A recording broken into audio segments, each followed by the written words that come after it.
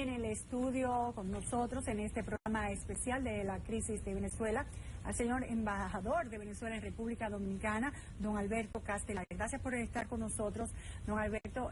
Cuando mencionamos la palabra que el programa se llamaba Crisis de Venezuela, sentí un lenguaje de cuerpo suyo un poco como que no estaba muy de acuerdo con ese término. ¿Hay crisis o no hay crisis?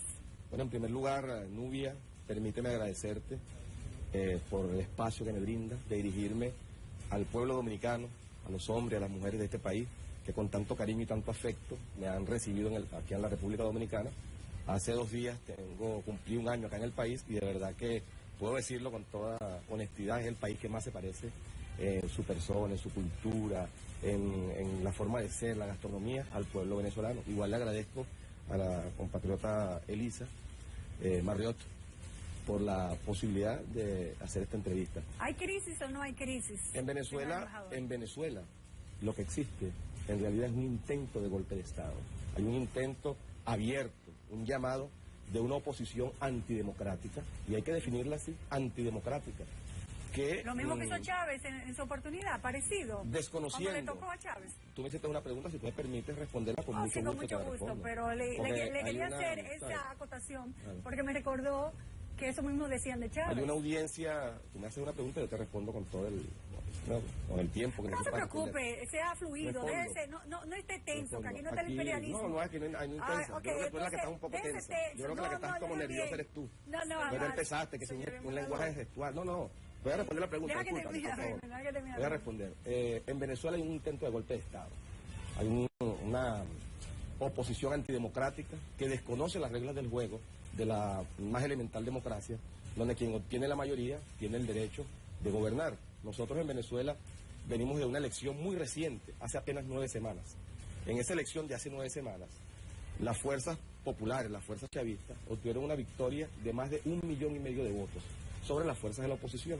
El 75% de las alcaldías en Venezuela, que fue esa elección, fueron ganadas por las fuerzas de la revolución. Esa elección fue convertida en un plebiscito por la oposición.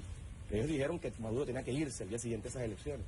Después de que, y había una gran campaña internacional, muchos medios de comunicación, que estamos acostumbrados. Y Maduro va a perder las elecciones, y después que pierda tiene que irse. Y Venezuela, ellos van a perder, los chavistas, porque el comandante Chávez ya no está. Bueno, después que ganamos, con más de 1,5 millones de votos, resulta ser que la noticia desapareció. No había medio de comunicación en el mundo que informara que el 75% de los venezolanos habían escogido en las alcaldías a los seguidores de Chávez. Y entonces yo le pregunté a un amigo mío dominicano, ¿cómo se le dirá eso aquí en Dominicana? Y me dijo, mire, embajador, a eso se le llama una pela calzón quitado. Después de esa pela calzón quitado, que le dio la fuerza, que le dieron los bolivarianos a la fuerza de la oposición, ahora vienen con esta arremetida fascista, una arremetida que desconoce las reglas más elementales de la democracia, una convocatoria a derrocar un gobierno. Yo quisiera preguntar al pueblo dominicano, ¿qué pasaría si en Estados Unidos llegase alguien y dijera que va a derrocar al presidente Obama o que quiera asesinar al presidente Obama, como han hecho en Venezuela? Seguramente lo mandarían a lo mejor en la silla eléctrica. Bueno, algunas personas han dicho eso en Venezuela, y como tenemos plena libertad de expresión, bueno, a esas cosas las han dicho, y sin embargo yo no he visto que haya en Venezuela un encarcelamiento por ejercer el derecho a libertad. Señor embajador, usted ha dicho que esto es un intento de golpe de Estado, pero las manifestaciones que han dado origen a toda esta situación eran unas manifestaciones pacíficas de un grupo de estudiantes que lo que buscaba era más seguridad dentro de los recintos universitarios. ¿Por qué viene la idea de que esto puede ser un golpe de Estado cuando la oposición se sumó, si bien después que hubo un enfrentamiento entre estudiantes y policías que generó lo que ya sabemos, los 3 muertos y la cantidad de personas heridas y detenidas? Esto comenzó como una situación de estudiantes. ¿Por qué hablar de golpe de Estado? Tu sugerencia no es cierta. Yo tengo que decirle al pueblo dominicano que la premisa a la cual tú te estás haciendo eco de la premisa. La premisa que tú haces es una premisa incierta, es falsa. Es falsa porque los estudiantes, estos que salieron a las marchas, no levantaron ninguna consigna de reivindicación social ni de reivindicación estudiantil, porque es imposible. Yo te voy a dar un ejemplo nada más para que tú veas que tu argumento se cae, se desliza y se cae. Escucha, pueblo dominicano. En Venezuela nosotros tenemos el 9% del PIB en educación. Yo lo sé. Tú lo sabes, pero bueno, yo quiero decirlo al pueblo dominicano, bueno que tú lo sepas, creo que el pueblo también lo sepa. 9% del PIB. Y en ese 9%, La UNESCO considera que el 7% es excelente. Es imposible levantar eso contra Venezuela. Venezuela es el quinto país del mundo con la mayor matrícula estudiantil que exista. Y el primero en América Latina. Teníamos 300.000 estudiantes hace apenas 15 años, ahora tenemos 2,5 millones. Se ha sextuplicado la matrícula estudiantil. No hay forma de que en Venezuela se levanten consignas contra la educación del revolucionario. Pero es que no ahora, ¿qué pasa?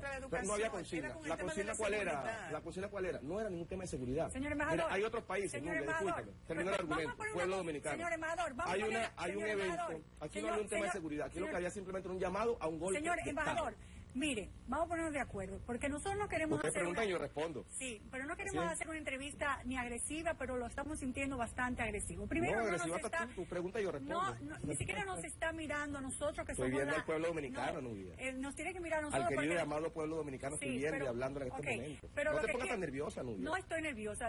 Yo pensé que tú tenías un poquito más de...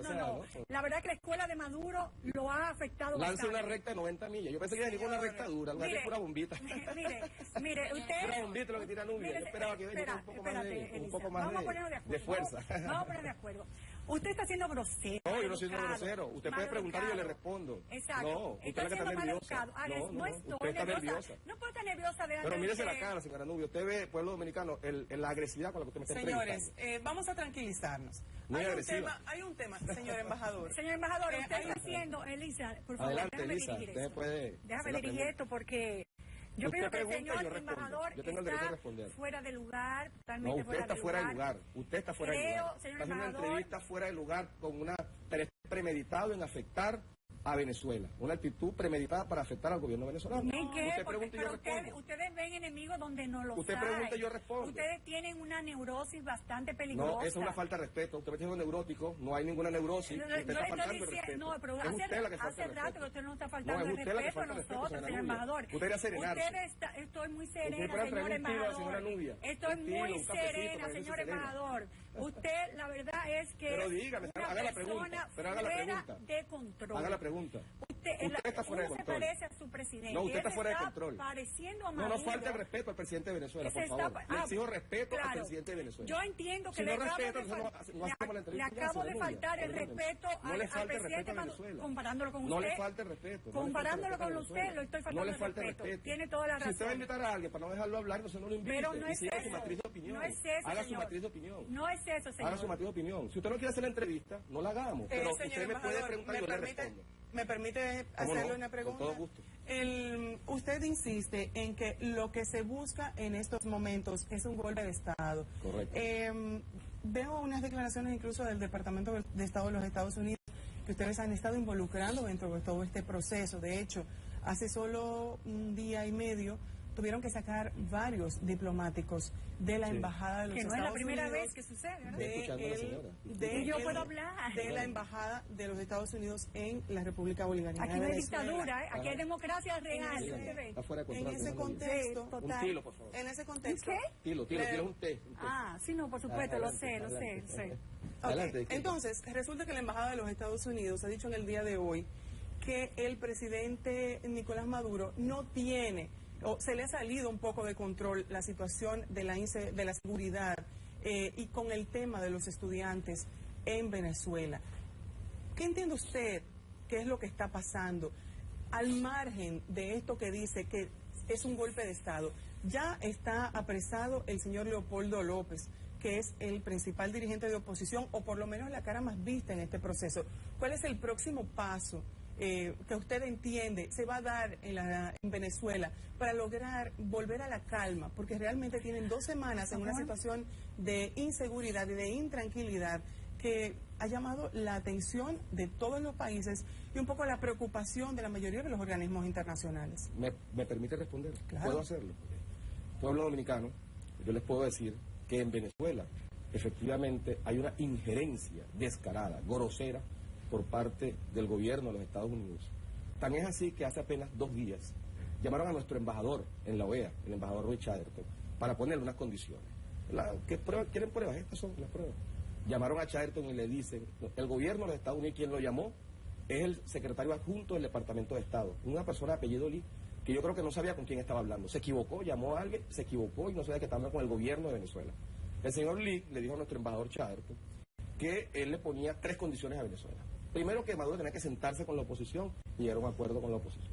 Segunda, planteamiento que le hizo al embajador Charto, que Venezuela tenía que liberar a todas las personas que estaban detenidas por el tema de las protestas.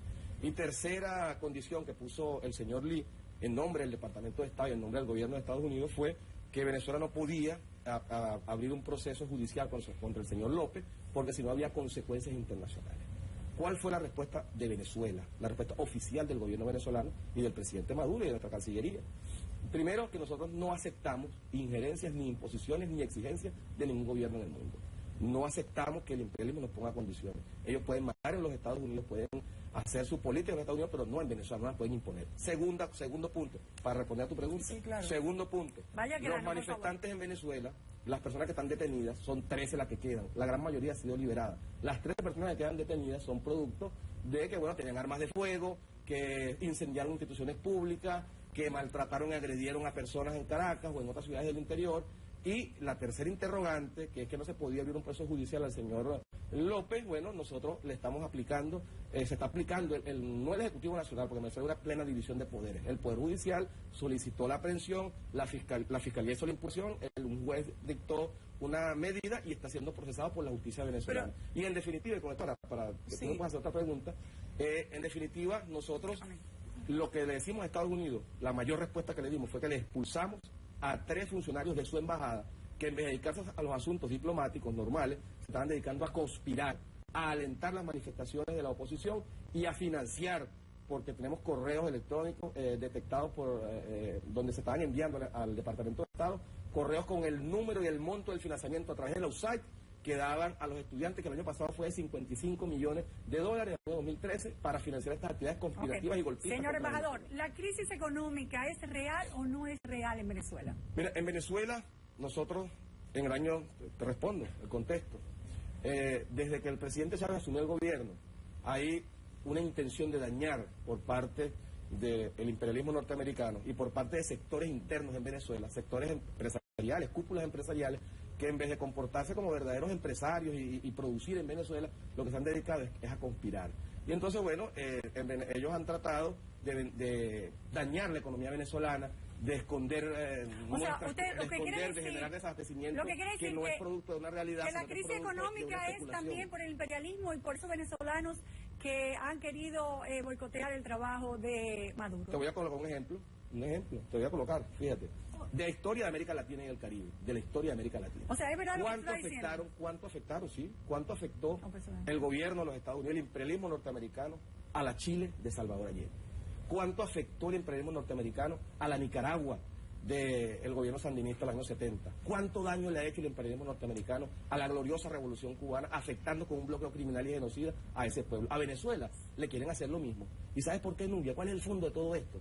Ahora que estás más calmada, te lo puedo decir. Señor embajador, respete para ser respetado. ¿Cuál es el fondo de todo esto? No sea cínico porque no me gusta eso. Los Estados Unidos lo que quiere es simplemente... Yo no sé de dónde sale usted, pero yo tengo muchos años en la televisión para que usted me salga con eso. El petróleo venezolano, que es lo que al imperialismo norteamericano le interesa. Le quieren nuestro petróleo. Ante el año 98, ese petróleo no era, ellos lo contaban como petróleo norteamericano, esas reservas como si fueran de ellos. Y ahora no. Ahora esas reservas son del pueblo venezolano y de su gobierno. Y por eso es que nos odian tanto, por eso es que hay tanta matriz de opinión internacional y medios de comunicación conspirando contra Venezuela. Pero ante cada conspiración ahí estamos nosotros, defendiéndonos. Pero yo recuerdo que cuando se dio el desabastecimiento en Venezuela, el propio presidente Nicolás Maduro habló de que la misma situación del control de la divisa había provocado un poco el desabastecimiento por un...